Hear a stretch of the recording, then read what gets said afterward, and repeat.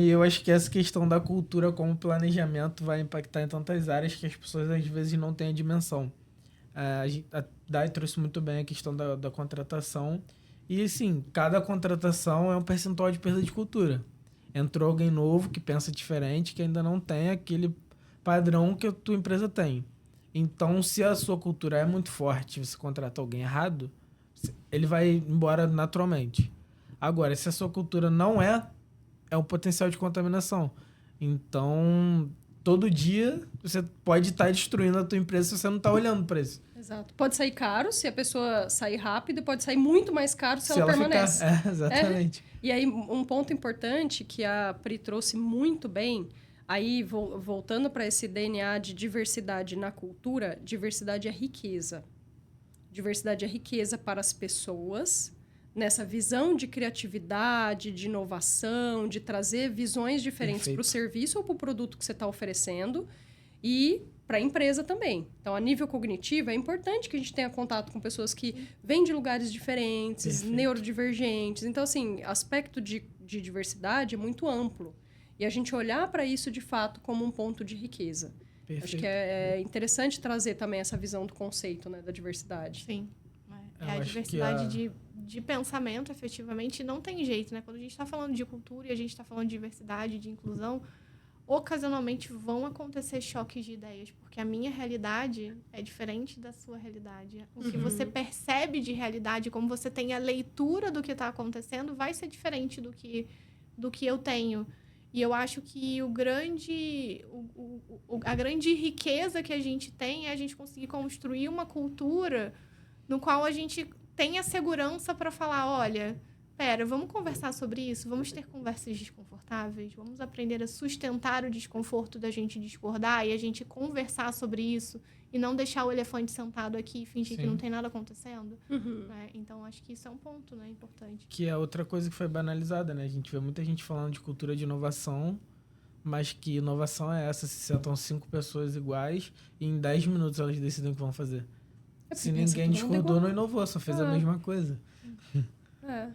Exato. E um elemento, Pri, que casa muito com isso que você traz é você observar se segurança psicológica é algo que é praticado no ambiente. Perfeito. Então, assim, tudo bem se eu colocar um ponto que você não concorda, a gente vai conseguir discutir de uma maneira saudável, que é o que ele trouxe também.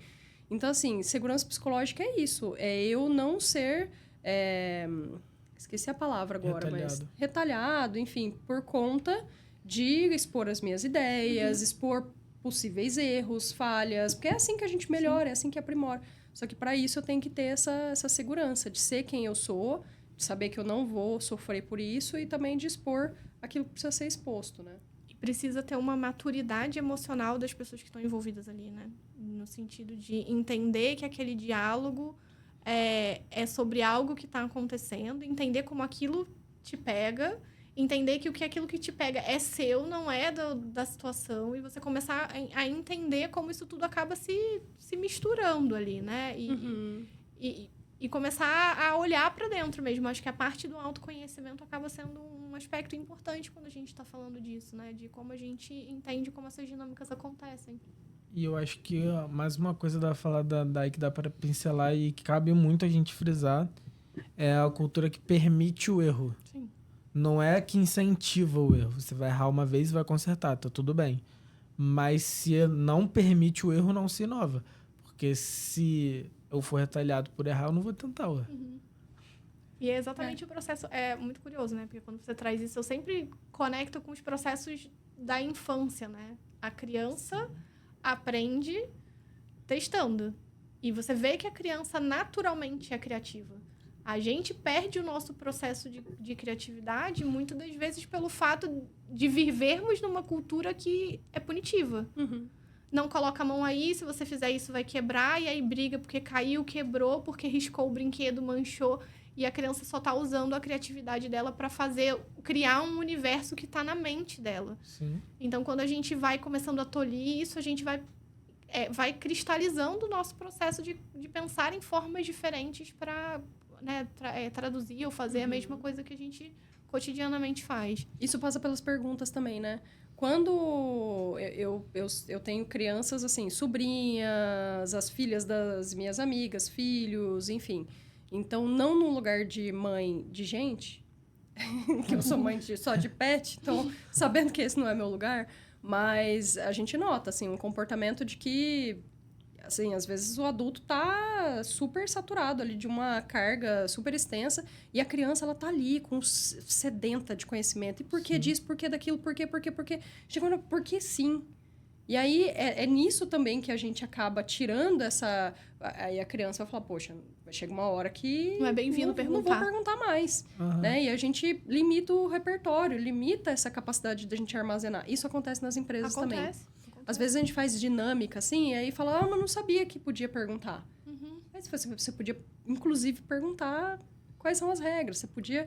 Enfim, e aí a gente vai criando esses padrões e cresce com esses padrões que limitam a gente, né? A gente vê muito isso em onboarding também, né? Chega alguém novo, de uma cultura mais rígida, e passa o onboarding inteiro quietinho, não fala nada, enquanto tá todo mundo esperando que ele...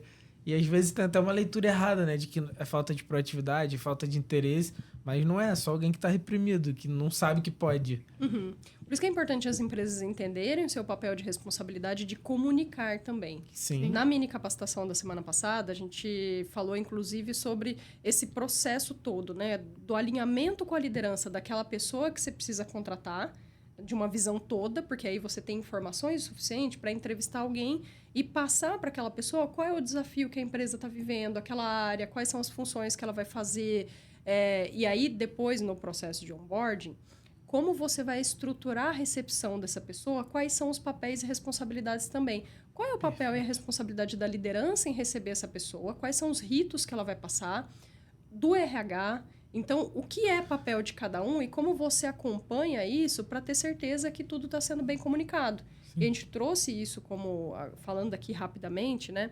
Mas a gente trouxe isso como um elemento para ajudar as empresas a diminuir o turnover nos primeiros 90 dias, por exemplo. Perfeito. Porque às vezes a pessoa, ela tá ali, ela tá tão na dúvida de tantas coisas e ela não tem informação e ela pode ser uma pessoa reprimida, que às vezes aparece uma outra empresa na vida dessa pessoa, ela fala, poxa, lá tá mais claro para onde eu vou, como vai ser o ambiente, aqui tá tudo muito confuso. E aí, se essa pessoa toma decisão, não dá tempo mais de você corrigir Sim. rotas. Então, é importante também a empresa entender essa responsabilidade da comunicação, da cultura, dos ritos, que é um organismo vivo, né?